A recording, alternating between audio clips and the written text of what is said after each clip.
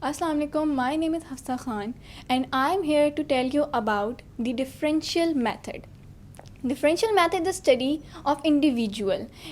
As we know that individual means one, as a one person work in the way he likes it. जैसे कि scientist वगैरह हमने पिछले ज़माने में देखा है कि साइंटिस्ट काम करते थे तो वो अपना जो उनका एक मोटिव होता था जिस पर उन्होंने काम करना होता था उसको वो इंडिविजुअली देखते थे और अपने इंडिविजुअल एक्सपीरियंसेस वो हम सबके साथ शेयर करते थे. इंडिविजुअल डिफरेंसेस में आ जाते हैं जैसे कि इंसान है हम लोग के सामने, human beings is the very big example. Just like they are different in sex, they are different in height, they have different facial expressions. तो ये सब किस में आ जाता है? डिफरेंशियल मेथड में. एक और मोस्ट इम्पॉर्टेंट चीज़ जो डिफरेंशियल मेथड के अंदर पाई जाती है ये है कि the way of thinking. Everybody don't has the same way of thinking. हर किसी का सोचने का तरीका, सोचने की सलाहियत, चीज़ों को समझने का तरीका सेम नहीं होता.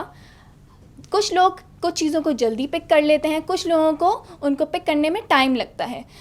So the way of thinking is always different. जैसे कोई हम लोगों के पास कोई मैन है जैसे, तो उनका सोचने का तरीका जैसे वो पिकअप कर लेते हैं चीज़ को फ़ौरन से, उनका थिंकिंग का तरीका जल्दी आ जाता है. लेकिन जो उनसे कम एज के बच्चे होते हैं वो इतनी जल्दी उस चीज़ को पिक नहीं कर पाते हैं. तो डिफरेंशियल मेथड में यही चीज़ आ जाती है कि वो the time limit of thinking something, the time limit of understanding something, ये सब आ जाता है डिफरेंशियल मेथड के अंदर. अब डिफरेंशियल मेथड के अंदर टू टाइप्स आ जाती हैं. एक है पार्शियल मेथड और एक है ऑर्डिनरी मेथड. अब ये डिफरेंशियल मेथड के अंदर जो कि एक रेट यहाँ पे चलता आ रहा है, पिछले ज़माने से शुरू जो रेट चलता आ रहा है वो चेंज होता रहता है, वेरी करता रहता है, कभी भी सेम नहीं रहता. और इसके अंदर क्या आ जाता है, जैसे हेल्थ कंडीशंस. हर इंसान की हेल्थ कंडीशंस सेम नहीं होती हैं. कुछ लोगों को किसी चीज़ की बहुत ज़्यादा, किसी चीज़ के अंदर क्वांटिटी होती है और कुछ लोगों के अंदर कम.